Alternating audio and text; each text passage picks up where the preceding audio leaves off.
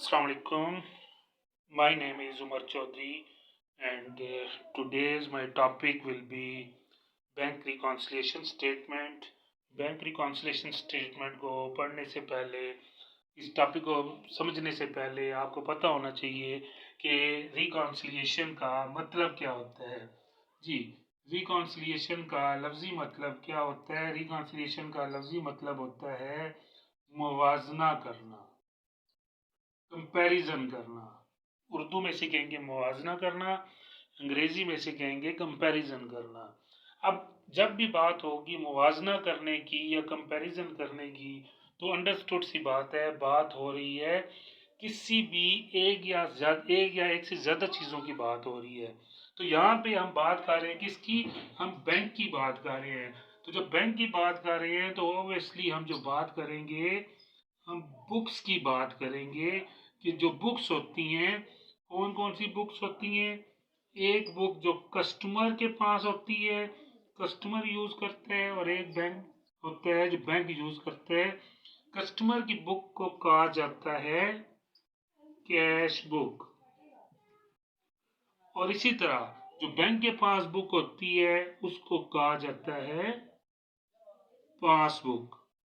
अब देखिए, cash book की बात भी होगी, पासबुक की बात भी होगी। अब जो बाकी जो बात है वो चीज हो रही है कि जो चीज है किस लिए हम कर रहे हैं। जाहिर सी बात है, जो मुआवजा कर रहे हैं हम कैश बुक का और पासबुक का, वो हम किस चीज का मुआवजा कर रहे हैं। कोई लॉजिक तो होगी जिन चीजों का मुआवजा करते हैं। वो क्या चीज लॉजिक होती है? वो होती है बैलेंसेस। यानी जो बैलेंसेस होते हैं इनका हमने आपस में क्या करना होता है? कंपैरिजन करना होता है। इनका हमने आपस में मुवाजना करना होता है। अब बैलेंसेस की बात हुई तो जाहिर सी बात, दो तरह के बैलेंसेस होते हैं। कैश बुक का भी दो तरह का बैलेंस होगा और पासबुक का भी दो तरह का बैलेंस होता है। कैश बुक के जो बैलेंस होते हैं और पासबुक का, कैश बुक का एक बैलेंस जो होते हैं वो फेवरेबल होते हैं, एक बैलेंस जो होते हैं वो अनफेवरेबल होते हैं। इसी तरह पासबुक का एक बैलेंस जो होते हैं वो फेवरेबल होते हैं और एक बैलेंस जो होते हैं वो अनफेवरेबल होते हैं। अब जब भी बात की जाएगी, कैश बुक का फेवरेबल बैलेंस को हम डेबिट बैलेंस कहेंगे, जबकि पासबुक के अनफेवरेबल बैलेंस को हम डेबिट बैलेंस कहेंगे। इसी तरह कैश बुक का जो अनफेवरेबल बैलेंस होता है उसे हम क्या कहा करेंगे? क्रेडिट। और फेवरेबल जो पासबुक का होता है उसे हम क्या कहेंगे? क्रेडिट।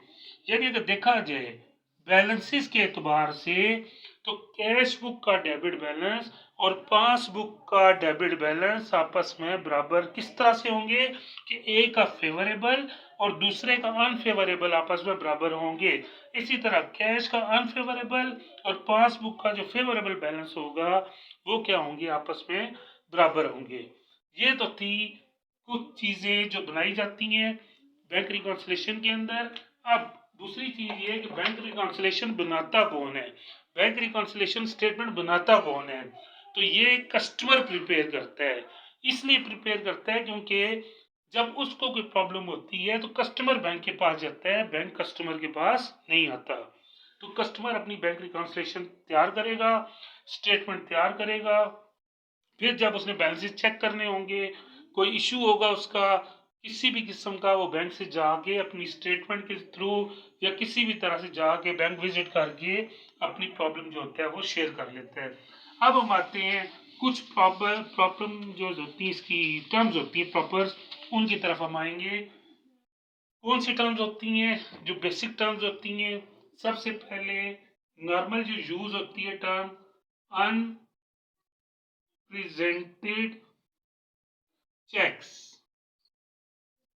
यानी नाम से श्योर है ऐसे चेक जो प्रेजेंट तो हमने दे दिए लेकिन अभी तक प्रेजेंट नहीं हुए बैंक के अंदर। इसके समझने के लिए हम सबसे पहले एक एग्जांपल देंगे। मिस्टर ए है और मिस्टर बी है, ये दो लोग हैं। मिस्टर ए के अकाउंट में बैलेंस जो पड़ा हुआ है वो हम कहते हैं जी 100,000 रुपीज, यानी 10 लाख रुपए पहले से मौजूद हैं। अब मिस्टर ए ने किसी वजह से या कोई पैसे देने थे किसके? मिस्टर बी के। वो कितने देने थे, 2 लाख रुपए देने थे, जो इसने थ्रू चेक दे दिए। अब जब उसने इसको दे दिए तो क्या हुआ, ऑब्वियसली क्या होगा, ये अपने अकाउंट में से इस 2 लाख को 200,000 को माइनस करेगा और शो करेगा कि मेरे पास कितने पैसे अब बाकी रह गए हैं, 800,000 रह गए हैं, यानी 8 लाख रुपए बाकी रह गए हैं।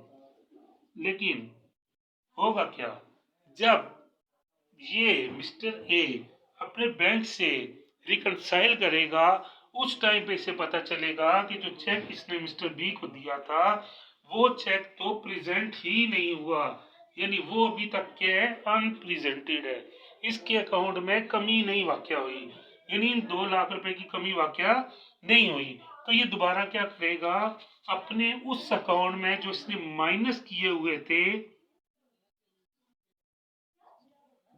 जिससे इसके पास बैलेंस कितना बचा था, 8, दोबारा अपने अकाउंट में वापस 200,000 ऐड कर देगा और अपना बैलेंस 10,000 यानी 10 लाख रुपए वापस अपनी जगह पे इसका बराबर हो जाएगा, क्योंकि ये 2 लाख रुपए अब भी इसके अकाउंट में से माइनस नहीं हुए और दूसरी चक्कर में ये चीज अभी तक बैंक में प्रेजेंट नहीं हुई।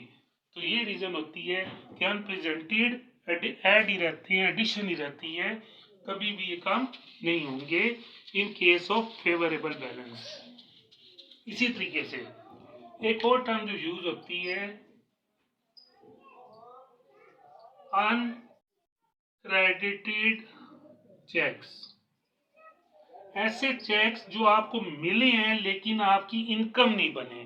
क्रेडिटेड का मतलब इनकम होना, अनक्रेडिटेड का मतलब अभी इनकम नहीं बने। तो अब हम फिर दोबारा बात करते हैं मिस्टर ए और मिस्टर बी, जो हमने एग्जांपल दी हुई थी। फॉर एग्जांपल हम कहते हैं मिस्टर ए के अकाउंट में वही 10 लाख रुपए मौजूद हैं। अब इसको किसी ने चेक दिया है 3 लाख रुपए का, मिस्टर बी ने जब दिया तो ये क्या करेगा, ये अपने अकाउंट में ऐड कर लेगा, ये क्या कहेगा जी मुझे मेरे अकाउंट में पैसे आ गए हैं, क्योंकि इसने मुझे एक चेक दे दिया है। जब चेक दिया है इसने तो ये अपने अकाउंट में पैसे लिख लेगा कि मेरे पास कितने पैसे हो गए, 13 लाख। लेकिन जब मिस्टर ए नेक्स्ट डे या उसी दिन वो चेक बैंक के अंदर लेके जाता है, तो बैंक किसी वजह से कैश नहीं हो सकता चेक वो, या वो क्रेडिट नहीं हो सकता ड्यू टू सम रीजन, तो दोबारा वो क्या करेगा, अपने कैश बुक के अंदर से वही 3 लाख रुपए जो उसने इजाफा किया हुआ था माइनस कर लेगा कि अभी तक वो मेरी इनकम नहीं बनी और मेरा बैलेंस 13 लाख नहीं हुआ बल्कि अभी तक 10 लाख पर ही मौजूद है। तो इसी तरह तो बैंक रिकॉन्सिलिएशन का जो टॉपिक है ये एक लेक्चर में तो कंप्लीट अभी नहीं होगा, हम इसे मजीद दूसरे लेक्चर के लिए भी आप मेरी वीडियो देखिएगा, जिसमें बाकी तमाम जो इसकी टर्म्स होंगी उसके बारे में आपको बताऊंगा, ताकि आपको मजीद जो सी डिटेल है बाकी टर्म्स की भी समझ आ सके। उसके बाद इसके फॉर्मेट और क्वेश्चन की तरफ जाएंगे। ठीक है, ओके, अल्लाह हाफिज़।